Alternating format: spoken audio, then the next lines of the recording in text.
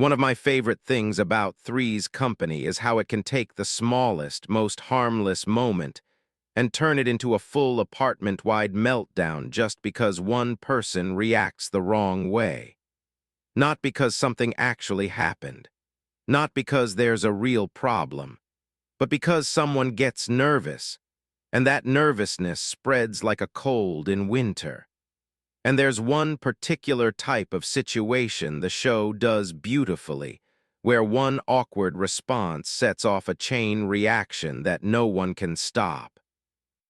The episode I'm thinking about starts with something simple. Has invited a over for dinner. It's nothing dramatic, just a friendly evening. Jack is cooking, is trying to help, which mostly means rearranging things that were already arranged correctly, and everything feels light and normal. The energy is easy. The apartment looks cozy. The audience is relaxed. And then there's a knock at the door. It's not it's Mr. Now already you can feel it, right? That tiny flicker of tension.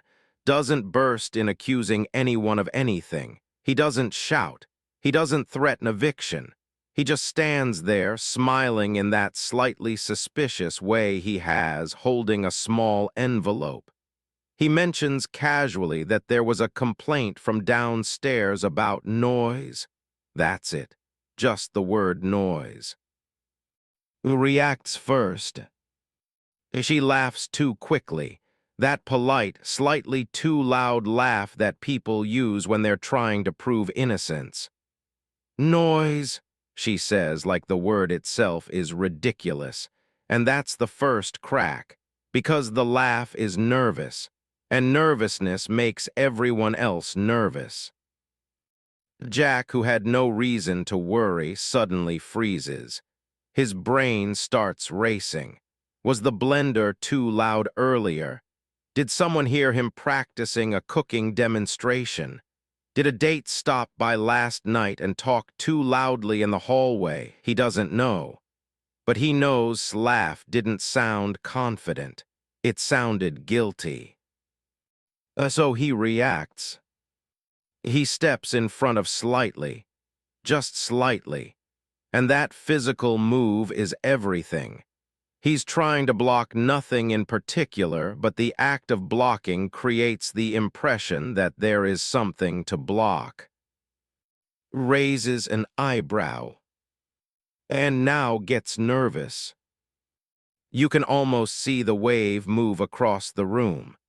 One nervous laugh turns into one protective step forward, which turns into one raised eyebrow, which turns into eyes widening like she just remembered something terrible.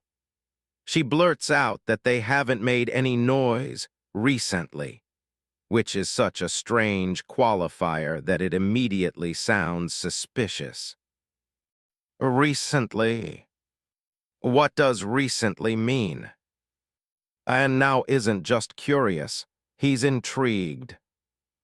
This is how the misunderstanding begins. Not with a lie, not with wrongdoing, but with a nervous tone. And the show stretches this beautifully. It doesn't rush. It lets each reaction land. You see the silence hang in the air for a second too long. You see the characters calculating in real time. Jack decides the best move is confidence. Big mistake. He launches into a fast explanation about how peaceful the apartment is. He talks too quickly.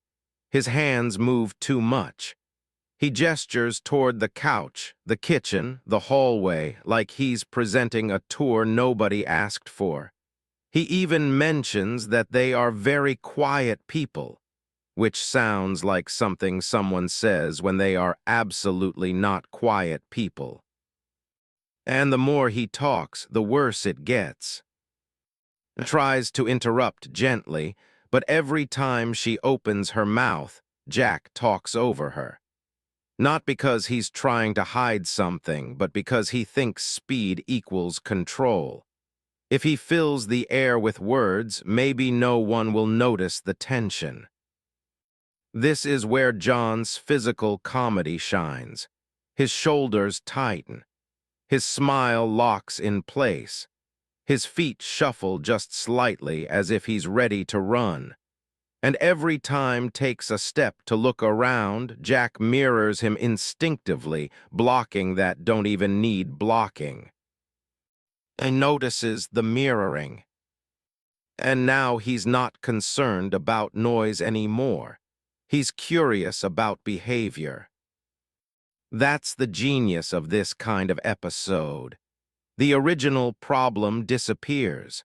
It's replaced by the reactions to the reactions. One nervous response triggers another, and soon the entire conversation has drifted far away from the word noise. Trying to fix things decides honesty is the best policy, but's version of honesty is unpredictable. She admits that sometimes they laugh loudly, and she demonstrates what she means. The demonstration is louder than any noise they've ever made, jumps slightly. Jack cringes, closes her eyes for a brief second. That little pause right there is where the humor lives. The show allows the silence after outburst to stretch just long enough for the audience to fully feel the embarrassment. No punchline needed, just the awkwardness. And instead of resetting, Jack doubles down. He explains that laughter is healthy, that healthy people laugh, that laughing proves stability, which somehow makes it sound like they're trying to prove stability. And once you're trying to prove you're normal, you've already lost.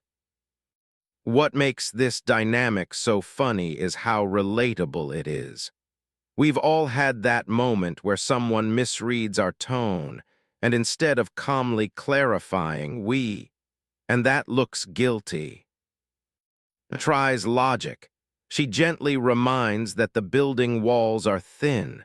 She suggests the noise might have come from somewhere else. Her delivery is calm, measured. She's the grounding force in the room, but even she starts glancing at Jack like, please stop talking. The contrast between and becomes essential here, processes tension internally. Her face tightens, but her voice stays steady, processes externally. She gasps, she gestures, she over-explains with bright enthusiasm.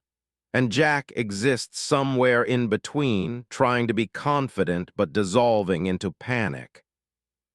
And bless him becomes the accidental catalyst. He doesn't accuse. He doesn't threaten. He simply reacts to what he sees. And what he sees is three adults acting like they're hiding a marching band in the closet. There's a moment where casually asks if he can take a quick look around. And that request, perfectly normal for a landlord, lands like a thunderclap. Jack's body physically stiffens. His arms fly out in a gesture that says, of course, while his posture screams, absolutely not. That contradiction is the joke. Jack's internal conflict is visible in every movement. He wants to appear relaxed, but his eyebrows are raised too high. He laughs half a second too late. He answers questions before they're fully asked. And the more nervous he gets, the more suspicious everything seems. This kind of episode worked incredibly well in the late 70s and early 80s because it played with social anxiety that people recognized. The show existed in a time when image and propriety mattered in very visible ways. A man living with two women required explanation. There were rules about appearances, and Three's Company found comedy in navigating those expectations. Jack's fear isn't just about eviction, It's about being judged. It's about social misinterpretation. And that feeling doesn't age, it's still relevant. As the episode builds, the nervous chain reaction escalates when notices a second-place setting on the table and asks who the guest is. Simple question, innocent question, but hesitates just slightly because she's thinking. That hesitation is microscopic, but Jack sees it. And he fills the silence again. He blurts out a name, the wrong name, then corrects it, then adds unnecessary details about this personality. The corrections pile up. Every adjustment makes the story more complicated. Narrows his eyes. Tries to help by adding a detail that contradicts Jack's explanation. Now they're not just nervous, they're inconsistent. And inconsistency is the fuel for panic.